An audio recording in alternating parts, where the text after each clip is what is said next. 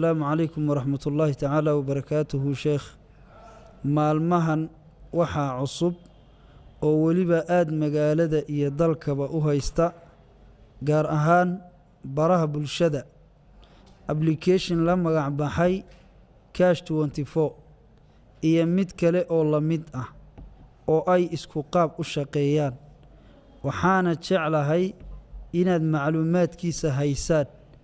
ee ma lagu shaqo gali karaa sharcan بسم الله الحمد لله والثناء لله والصلاة والسلام على رسول الله وعلى آله وصحبه ومن والاه ما بعد application kaas iyo qaabka hadda loogu shaqeeyo waa maalmahan dambe gaar ahaan 3 usbuuc ee hadda u dambeysay aad buu wadanka ugu faafay aadna waa loo galay su'aashiisuna aad ay u badantay anaga su'aashan ka garanaa inuu shaygu u badan yahay markaan runtii macluumaadkiisa raadiyay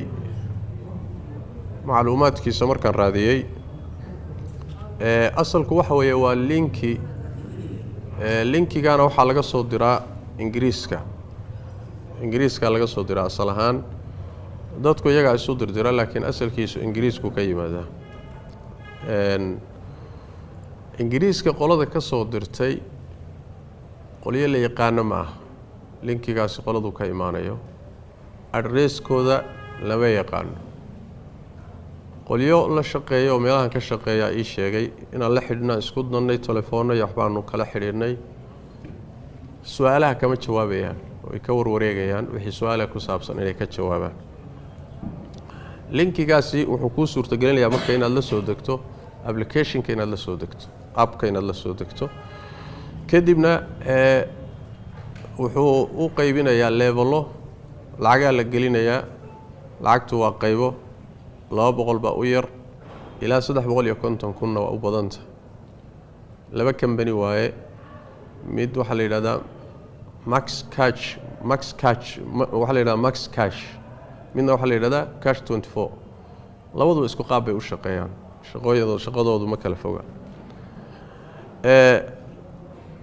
markaad lacagta geliso oo levelka adiga aad doorato aad qaybta aad doonayso inaad muxuu ahay gasho waxay leeyihiin markaaba lacag registration fee wax saas ma aqaan waxay tahay bay goosanayaan inta kuu soo hadhay ayaad marka ku shaqeynaysaa shaqadaad qabanaysa maxay tahay inta kuu soo hadhay way kuu oolaysaa maalin walba marka waxa lagu soo dirayaa ilaa 20 ilaa trogo aan oo lacagtaad adigu meesha ku taalo ama gashatay ku xiran oo muxuu ahay linkiya la taabanaya marka la taabto marka uu wareegaya hadana confirm buu ku leeyahay confirm gareynaysaa meel uu aaday ma taqaanid waa baxay xagee buu aaday ayaga waxay leeyihiin markaan weydiinay waxay leeyihiin waa xayeysiin waa alaab aad dirtay oo xayeysiin ah oo aad wax ku helayso waay Safaricom baa qayb ka ah oo lacagta la gelinayo waxa laga dirayaa M-Pesada waxa lacagaha inta badan ay ku soo kala dhacayaan suurto gelinaya waa Safaricom lacagta ruuxa la siinayo waa percent ku salaysan lacagta meesha u taala lacagta la bixinayo ruuxa la siinayo isma bedasho مثلا 25 kun aad gashato maalinkiiba aad 20 ka waxa lagu soo diray aad dirdirto 33 waxa lagu siinayaa 3300 ay ku soo direen iyo haddana waxay goosanayaan 18% oo ah 594 shilin bay dib kaaga goosanayaan inta soo hadhay bay kuugu darayaan lacagtii meesha ku taal طيب raasamaalka marka ruuxa lacagta ay marka hore ka goosteen mooye inta kale isma bedasho sida sheegan sidaadaas u oolaysaa lacagta waa la bixi kartaa meesha ku taal hadaad la baxdo lacagta la baxday waxba ma lihid shaqada dhan way ka xidhayaan waa in lacagtaasi meesha taal midda labaad waxa lagu leeyahay shaqee oo bahlan lagu soo dirahayo waa inaad taataabato oo aad dirto haddaad diri weydo ayadana waxba lagu siin maayo shaqada waa laga xidhay waxaa saddexeeya dad cusub waa inaad keento markaad applicationka soo dejisato oo aad gasho macluumaadkaaga geliso oo lacagta geliso 4 beri baa lagu sugayaa si ay sheegeen 4 beri waa inaad dad customer ku keento oo adiga ku hoos yimaada haddaad dad keeni weydo ayadana waxay leeyihiin qaybta shaqada ayaa laga xidhaya qayb shaqo leh qaybta lagu shaqo galo ayaa laga xidhaya kadib waxa lagu leeyahay customer care ka la xidhin bimacna wax way asalku waa inaad dad keento waa haddaad dad keeni weydo shaqadu ku socon mayso طيب dadka aad keenayso waxa ayaga ay heli lahaayeen basanti baad ku leedahay adigii asalka ah ninba ninku keeno haddana wuxuu keeno wax ku sii leeyahay waa marka waa silsilad haramiyo isdaba taala way dadkii la keenahay oo cidii keentay way cid walba ku daba safanta taasi waxa weeye waa macluumaadka inta ii suurowday inaan macluumaad ahaan ka ururiyo sharcan muaamalada noocaasi horta waxay u badan tahay kambaniyada noocaas oo kale ah shabakadaha dadka lagu dhaco inay yihiin waayahana aad bay u badan yihiin horaana in badan baan ka dignay waxyaalaha noocan oo kale ah ha la iska ilaaliyo laakiin inta la diiday oo lagu daatay baa la isku dhacay shabakado la isku dhaco oo tuug ah oo dad ay soo samaysteen kadibna ay abka u samaysteen applicationka u samaysteen linkiyada waxa isku hagaajiyeen hadhowna la doonayo dadka in la dhaco yay u badanta horta inay yihiin hadayba ka badbaadaan taa iyada sharcan muaamaladaasi waa muaamalo shariicada khilaafsan oo meel kaga abtirsanin waaye shariicadu ruuxu inuu wax helo laba mid bay ku timaadaa inuu xoolo shaqaynaya uu wax ku helo iyo inuu shaqo uu qabtay wax ku helo xoolo markay noqoto lacagtan meesha taalaay lacagta haday adiga shaqo kuugu jirto markay wax ku soo saarayso waa inay shaqo gasho lacagtu ma shaqaynayso meesha iska taala waa mid labaad weeyaan lacagta ku shaqaynaysaay waa in waxa aad ka helayso uusan ahayn wax go'an oo ay tahay kolba faa'iidada soo baxdo isbadbedeli karta ayaad baansanti ku leedahay waadna khasaari kartaa tan lacagta laga helayana waa lacag sugan oo aan isbedelaynin levelka adiga aad gashay waxaad ka helayso waa wax go'an isma bedelayo kow lafahaagii raasamaalka ay meesha aad gashatayna ma khasaaro oo xilligaa doontaad la bixi kartaa lacagtii asalka ahaydna ma khasaarto wax ma gaadhaan waxna waa lagu saarayaa waa ribo waa mid labaade lacagtan laga sii qaadanayo horay lagaaga sii qaadanayana ayadana sharcan meelay ku abtirsato ma jirto Soomaa hadal lacagteeda ku shaqeynaysan maxay tahay lacagta adiga goosanaysaan lacagteeda ku shaqeeyo oo faa'iido soo baxda wax iga siiyo waxna goosta laakiin waxbaan kaasi goosanayna ayadana sharcan meeshay meel sharciyada kaga abtirsato ma jiro lacag meel la dhigayo faa'iido soo saarayso la faheedina aan dib gaadhayninna diinta meel kaga abtirsato ma jirto waxa soo fuulaayo waa ribo طيب taasi waa hadii in macnuhu noqoto lacagteeda wax ii soo saaraysa haday noqoto waa dadka qaar kood say u fahansan yihiin ma shaqadan aan qabanayo iyo waxyaalaha aan dirdirahayaa wax la igu siinaya oo yaani khidmad aan qabtay iyo xoog aan bixiyay baa wax la igu siinaya haday noqotana ayadana sax maaha oo shariicada way khilaafsan sababtu waxa waaye lacagtan meesha taalaay maxay u taalaa hadii xoogaaga wax lagu siinayo shaqaan qabtay alaab muxuu ahaay xayeysiin aan diray xayeysiin baa dirtay maxaa ka dhaxeeya xayeysiin aad dirtay in wax lagu siiyo iyo lacagtan meesha taala maxaa ka dhaxeeya say macna isu waafaqay haday noqoto wax weeye waa deposit waa rahan say ku yiraahdeen طيب aniga hadaad shaqo ii dirsato shaqo aan kuu qabanayo inaad rahan iga dhigto may u baahan tahay rahanta xuquuq laysku yeeshaa laga dhigaa dayn laysku yeeshay baa rahantu ku timaada shareecadeenna laakiin shaqaad qabanaysaa lacagna soo xaree lacagna soo xaree meesha ha taalo shaqadaana qabo waxna ku hel ayadana sharcan meel kaga jir diinta mala midda saddexaad weeye shaqada aad qabanayso ayaa waxa aad qaadanayso lagu mutaa camalku intee dhan yahay shaqadaadu intee dhan tahay